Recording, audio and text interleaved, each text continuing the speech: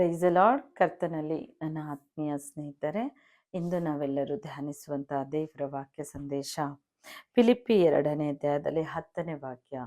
ಸ್ವರ್ಗ, ಮರ್ತ್ಯ, ಪಾತಾಳ ಲೋಕದವರೆಲ್ಲರೂ ಯೇಸುವಿನ ಹೆಸರಿನಲ್ಲಿ ಅಡ್ಡಬಿದ್ದು ಯೇಸು ಕ್ರಿಸ್ತನನ್ನು ಒಡೆಯನೆಂದು ಪ್ರತಿಜ್ಞೆ ಮಾಡಿ ತಂದೆಯಾದ ದೇವರಿಗೆ ಘನವನ್ನು ಸಲ್ಲಿಸುವರು.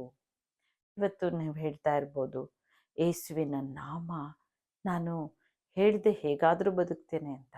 ಆದರೆ ಯೇಸುವನ್ನು, ಆತನ ನಾಮಕ್ಕೆ ಪ್ರತಿಯೊಂದು ಅಡ್ಡ ಬೀಳುವಂತೆ ಕರ್ತನ್ ಮಾಡ್ತಾ ಇದ್ದಾರೆ. ಸ್ವರ್ಗ, ಮರ್ತ್ಯ, ಪಾತಾಳ ಲೋಕವು ಕೂಡ, ಸ್ವರ್ಗದಲ್ಲಿ ಪರಲೋಕದಲ್ಲಿ ದೇವದೂತರು ಆ ನಾಮವನ್ನೆತ್ತಿ ಕೊಂಡಾಡ್ತಾ ಇದ್ದಾರೆ. ಆತನು ಮರ್ತ್ಯ ಮನುಷ್ಯ ಲೋಕದಲ್ಲಿಯೂ ಎಲ್ಲರೂ ಕರ್ತನನ್ನು ಘನಪಡಿಸಿ ಯೇಸುವಿನ ನಾಮದಿಂದ ಆಶೀರ್ವಾದ, ಅದ್ಭುತ, ನಿತ್ಯ ಜೀವವನ್ನು ಪಡಿತಾ ಇದ್ದೇವೆ.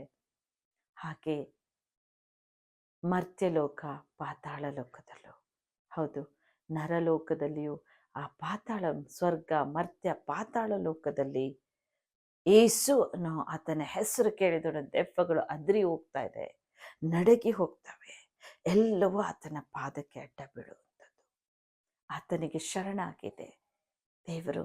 ಎಲ್ಲವನ್ನೂ ಆತನ ಕರಗಳಲ್ಲಿ, ತಂದೆಯಾದ ದೇವರು ಮಗನಾಗಿರೋ ಕ್ರಿಸ್ತನ ಕರಗಳಲ್ಲಿ ಎಲ್ಲ ಅಧಿಕಾರವನ್ನು ಕೊಟ್ಟಿದ್ದಾರೆ. ಸ್ವರ್ಗ, ಮರ್ತ್ಯ, ಪಾತಾಳ ಲೋಕ ಯೇಸುವಿನ ನಾಮಕ್ಕೆ, ಆತನ ನಾಮಕ್ಕೆ ಘನವನ್ನು ಸಲ್ಲಿಸಿ ಅಡ್ಡ ಬೀಳುವಂತೆ ಸಕಲ ಅಧಿಕಾರ ಯೇಸುವಿನಿಗೆ, ಯೇಸು ಸ್ವಾಮಿಗೆ ಅನುಗ್ರಹಿಸಿದ್ದಾರೆ. ಆದ್ದರಿಂದ ಆ ಹೆಸರು ಸಾಧಾರಣವಾದ ಮನುಷ್ಯನ ಹೆಸರಲ್ಲ ಪ್ರಿಯರೇ, ದೇವಾದಿ ದೇವನ ಹೆಸರು, ಸೈತಾನ್ ತಲೆ ಚೆಚ್ಚಿದ ತಂದೆಯ ಹೆಸರು. ಆ ನಾಮವನ್ನು ಉಚ್ಚರಿಸಿ ಪ್ರಾರ್ಥಿಸ್ತಾನೆ ಇರ್ರಿ, ಕೊಂಡಾಡ್ರಿ. ಏಸಪ್ಪ ಎಲ್ಲವನ್ನ ಜಯಿಸಿ ಕೊಡ್ತಾರೆ. ಏಸಪ್ಪ ಎಲ್ಲ ಮಾರ್ಗಗಳನ್ನು ಸರಾಗ ಮಾಡ್ತಾರೆ. ಯೇಸು ಸ್ವಾಮಿ ಎಲ್ಲ ಕಾರ್ಯಗಳಲ್ಲೂ ಸಫಲವನ್ನುಂಟು ಮಾಡ್ತಾರೆ. ಯೇಸು ಸ್ವಾಮಿ ನಿಮ್ಮ ಕುಟುಂಬದ ಸಮಾಧಾನವನ್ನು ಹೊತ್ತು ತರ್ತಾರೆ. ಯೇಸು ಸ್ವಾಮಿ ನಿಮ್ಮ ಬೇಕಾದಂಥ ಆರೋಗ್ಯ, ಬಲ, ಶಕ್ತಿಯನ್ನು ಅನುಗ್ರಹಿಸ್ತಾರೆ. ಯಾಕೆಂದರೆ ಆತ ನಮಗೋಸ್ಕರ ಜಜ್ಜಲ್ಪಟ್ಟಿದ್ದು, ಆತನ ಬಾಸುಂಡೆ ಹೊತ್ತಿ ನಮ್ಮ ವ್ಯಾಧಿಗಳ ನಿಮಿತ್ತ ಆತನ ಶರೀರವೆಲ್ಲ ಜಜ್ಜಲ್ಪಟ್ಟು ಗಾಯವಾಗಿದ್ದು, ಆತನ ನೊಂದು ಬೆಂದು ಹೋಗಿದ್ದು ನಮಗಾಗಿದೆ. ನಮ್ಮನ್ನೇ ಆತನ ಆಶೀರ್ವಾದ ಮಾಡಲು ನಮಗಿರುವಂಥ ವ್ಯಾಧಿಯನ್ನು ಹೊತ್ತುಕೊಂಡು ತೀರಿಸಿದರು. ಇಂದು ನೀವೇನೇ ಕಷ್ಟಪಡ್ತಾ ಇದ್ರು, ಯೇಸುವಿನ ನಾಮ ಉಚ್ಚರಿಸಿ, ಕರ್ತನೇ ನನಗೆ ಬಿಡುಗಡೆ ಕೊಡೋ ಸ್ವಾಮಿ, ಆಶೀರ್ವದಿಸೋ ಸ್ವಾಮಿ, ಸಕಲ ಅಧಿಕಾರ ನಿನ್ನ ಕರಗಳಲ್ಲಿದೆ ತಂದೆ. ನನ್ನನ್ನು ಬಲಪಡಿಸು. ಏನು ಕೇಳ್ಕೊಂಡ್ರು ಯೇಸುವಿನ ನಾಮದಲ್ಲಿ ಅದು ಬಿಡುಗಡೆ ಇದೆ. ಯೇಸುವಿನ ನಾಮದಲ್ಲಿ ಆಶೀರ್ವಾದ ಉಂಟಾಗ್ತಾ ಇದೆ. ಸ್ವರ್ಗ, ಮರ್ತ್ಯ, ಪಾತಾಳ ಲೋಕ ಯೇಸುವಿನ ನಾಮಕ್ಕೆ ಘನವನ್ನು ಸಲ್ಲಿಸಿ ಆತನ ಪಾದಕ್ಕೆ ಅಡ್ಡ ಬೀಳುವಾಗ, ಪ್ರಿಯರೇ, ಆತನನ್ನು ಗೌರವಿಸಿ. ಇಂದು ನೀವು ಆತನ ಪಾದಕ್ಕೆ ಅಡ್ಡ ಬಿದ್ದು ಆತನಿಗೆ ಗೌರವದಿಂದ ಯಾವ ಕಾರ್ಯದಲ್ಲಿ ಹೋದರೂ ಆತನಿಗೆ ಮುಂಬಲವಾಗಿ ಕಳಿಸಿ. ಕರ್ತನ ಅದ್ಭುತ ಮಾಡ್ತಾರೆ, ಕರ್ತನೇ ಆಶೀರ್ವದಿಸ್ತಾರೆ. ಪ್ರಾರ್ಥನೆ ಮಾಡೋಣ.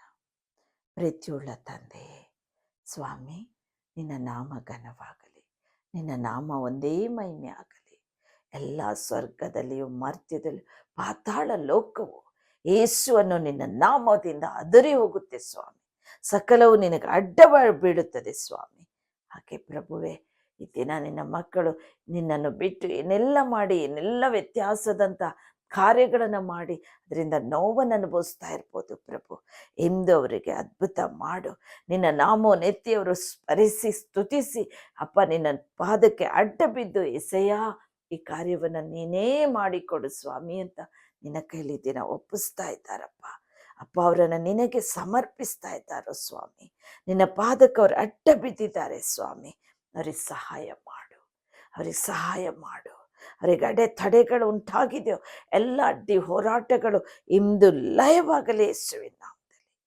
ಅಭಿವೃದ್ಧಿ, ಆಶೀರ್ವಾದ ಹೇರಳವಾಗಿ ಬರಲಿ ಪ್ರಭುವೆ. ತಂದೆಯೇ, ಯಾವ ದುಷ್ಟ ಶಕ್ತಿ ಅವರನ್ನು ಪೀಡಿಸ್ತಾ ಇದ್ದು ಎಲ್ಲ ಪಿಚಾಚಿ ಬಂಧನ ಬಿಚ್ಚಲ್ಪಡಲಿ ಯೇಸುವಿನ ನಾಮದಲ್ಲಿ. ಅಪ್ಪ, ಅವರಿಗೆ ಬಲ ಕೊಟ್ಟು ನಡೆಸು. ನಿನ್ನ ದೂತರನ್ನು ಆಜ್ಞಾಪಿಸು. ಈಗಲೇ ಅವರ ಮಾರ್ಗ ಸರಾಗವಾಗಲಿ. ಎಲ್ಲೆಲ್ಲೂ ಅಭಿವೃದ್ಧಿ, ಆಶೀರ್ವಾದ ಹೊಂದಿಕೊಳ್ಳಲಿ. ಕರ್ತನೇ, ನಿನ್ನ ಆಶೀರ್ವದಿಸಿ ಬಿಡುಗಡೆ ಕೊಟ್ಟಿದ್ದೀಯ, ಅದಕ್ಕಾಗಿ ವಂದನೆ. ಯೇಸುವಿನ ನಾಮದಲ್ಲಿ ಬೇಡಿದ್ದೇವೆ ತಂದೆ, ಆಮೇನ್.